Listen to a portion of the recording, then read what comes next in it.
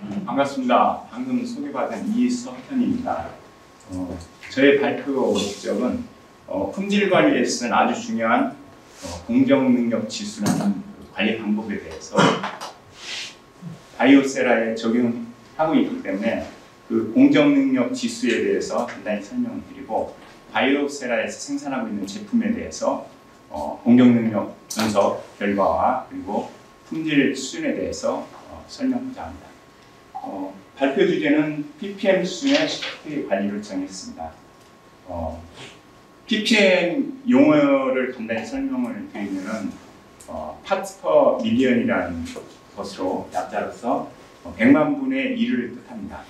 이 ppm 경우를 예를 들면 100만 개의 제품 중에 한 개의 불량이 생기면 그때 이제 불량 단위를 1ppm이라고 합니다. 이런 그 ppm 단위는 품질 수준이 아주 높은 그 경우에 불량 단위로서 활용을 합니다.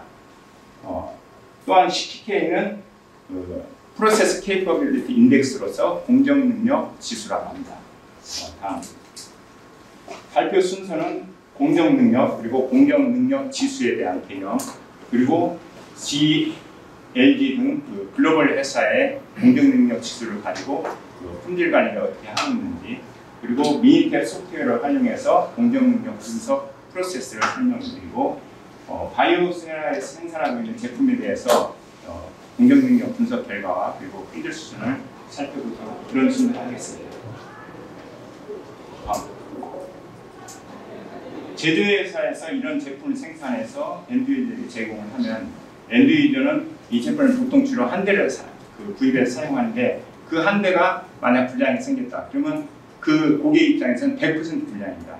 그래서 고객은 이런 불만을 갖게 되고, 이런 불만을 최소화하기 위해서 제조회사에서는 다음과 같은 사이클로 여러 가지 그 개선 활동을 전개합니다. 예를 들어서 공정 관리라든가 품질 보증 활동을 전개하는데요. 그렇지만은 실제 그 공정에서의 어떤 조건이라든가 또는 품질 특성이 처음과 동일한 수준이 아니고 계속 변화가 있다면은, 이런 그 변동이 커질수록 필드에서는 불량이 많이 생기게 됩니다. 이런 불량과 관련해서 공정 능력의 그 개념을 보면은 쉽게 이야기하면 불량을 만들어내지 않을 그런 능력이라고 볼 수 있습니다. 품질 경영의 대가인 주한 박사는 이러한 공정 능력을 정의를 이렇게 했습니다. 관리 상태에 있는 그 공정에서 제품 변동이 어느 정도인지를 나타내는 양이라고 이렇게 정의를 했습니다. 제조회사에서는 이런 활동을 통해서 개선을 하고, 하지만 그 개선 효과가 어느 정도인지를 알 수 없기 때문에 이걸 정량적으로 표현할 수 있는 지표가 필요했습니다. 그래서 그 지표가 이제 공정 능력의 지수, 공정 능력 지수라고 합니다. 다음. 공정 능력 지수를 설명을 드리겠습니다. 보통 이제 데이터가 하나라면 딱 규격 안에 딱 한정이겠죠. 그런데 데이터는 보통 이제 여러 개 제품 생산하다 보면 분포, 산포가, 즉 제품이 이제 편차가 이렇게 되어 있습니다. 그래서 우리들이 학교에 배울 때 표준 편차라는 걸 배웠죠. 어떤 분포가 있으면 이런 형태로 되어 있는데, 이 표준 편차의 6배를 이제 공정 변동이라고 합니다. 그 공정 변동 대비 규격, 즉 LSL이나 USL을 공차라고 하는데, 규격 공차 B를 이제 공정 능력 지수라고 정했습니다.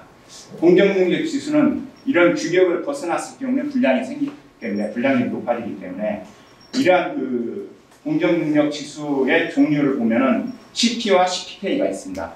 그 CP와 CPK가 있는데, 그 차이를 보면은 CP는 어떤 분포의 평균값과 규격의 중심치가 일치하면은 CP라고 합니다.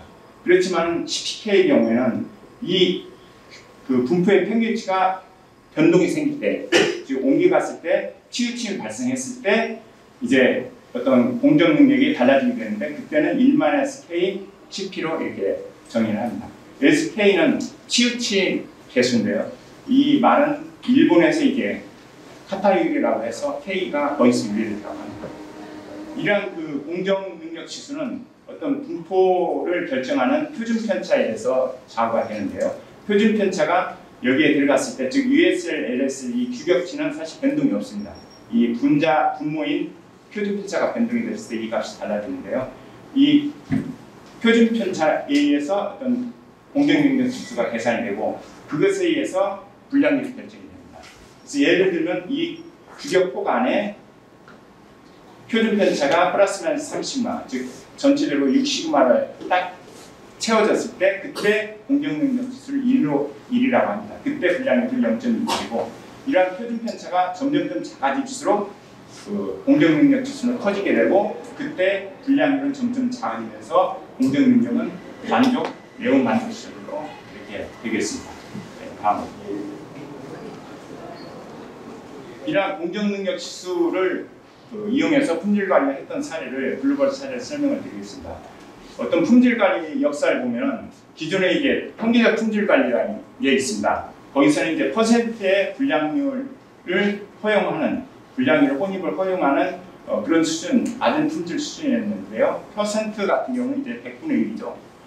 그리고 그 이후에 이제 100ppm 퀄리티 컨트롤 활동을 1970년도에 들어가지고 일본 마츠다 TV 사업부에서 전개했습니다. 이 경우는 이제 100만 개 중에 100개의 불량률을 허용하는 개념이 되겠습니다. 품질 수준이 더욱 강화되어서 최근에는 식스시그마 기법이 개발되었습니다. 이 경우는 1986년도에 모토로라에서 처음 시작을 했는데요. 이 경우는 100만 개의 제품 중에 3.4개 정도의 불량률을 허용하는 아주 낮은 그런 품질 수준, 그러니까 높은 품질 수준이죠. 낮은 불량률 수준의 품질의 혁신 전략이면서 방법으로 활용을 하고 있습니다. GE라든가 LG 같은 경우에 이것을 잘 활용해가지고 큰 효과를 얻었습니다. 공정능력 지수 용어에도 아까 앞에서 이야기했던 CP, CPK가 있는데 이 경우는 이제 단기라든가 잠재적인 어떤 그 지표라고 생각한다면 여기서는 이제 실제 단기적인 어떤 생산뿐만이 아니라 장기적으로 생산을 하잖아요. 그러면 장기적인 어떤 지표가 필요하고 그래서 이제 PP와 PPK를 추가를 했습니다. 여기서 P는 프로세스 퍼포먼스라고 이제 약자를 구분을 위해서 이렇게 바뀌었고요.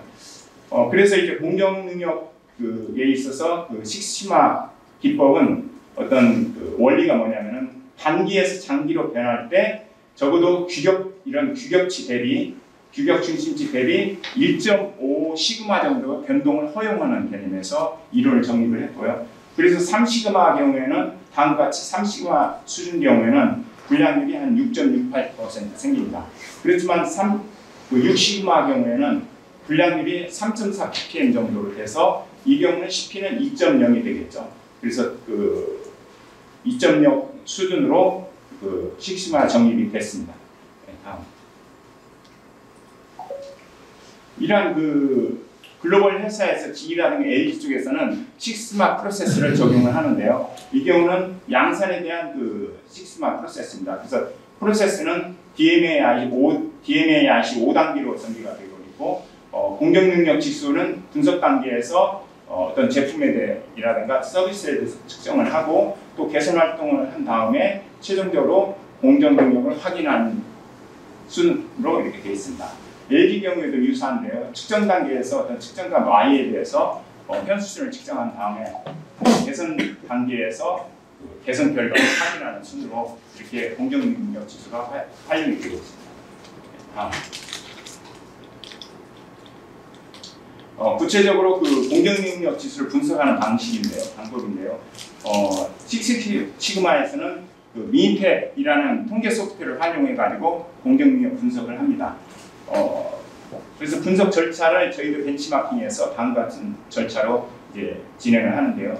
일단은 대상인 제품을 예를 들어서 AA 필터라는 제품을 선정한 다음에 실제 측정할 측정 항목 특성치를 정하죠. 그래서 pH에 대해서 6,000리터 정도 수명 시험을 다 완료한 다음에 그 데이터를 가지고 이제 데이터를 구성합니다. 그래서 구성할 때는 부분군 사이즈와 그다음에 부분군 크기를 고려해서 예를 들어서 5개의 제품 사이즈 데이터를 가지고 뭐 6회 어떤 6회 기간을 통해서 이렇게 추출을 하면은 총 30개 데이터를 추출하게 되겠죠. 그래서 이런 데이터 이제 추출을 하는데 이제 미인탭을 이용하면 효과적으로 분석할 수 있습니다. 예를 들어서 통계 분석, 품질 도구, 공정능력 분석, 정규분포 이렇게 지정을 하면은 다음과 같은 팝업창이 나타납니다.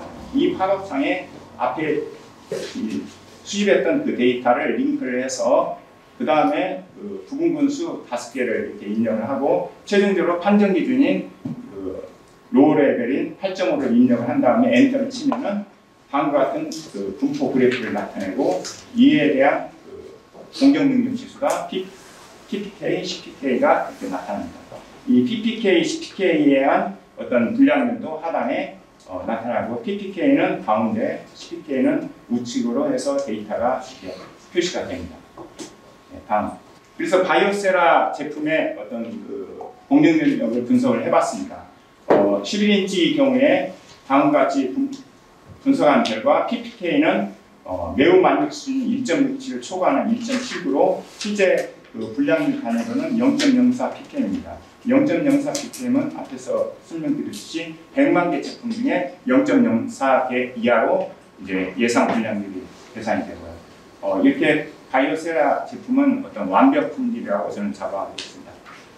저는 이제 가전 제품에 있어서는 그 LG가 글로벌 완전 베스트 회사죠. 그래서 그곳에서 품질과 신뢰성을 한 36년 동안 이렇게 업무를 했었는데요. 바이오세라 회사 품질 수준이 아주 높습니다. 그래서 글로벌로 그 월드 베스트 품질 수준 유지하지 않나 그렇게 생각을 하고 있고요. 예, 다음.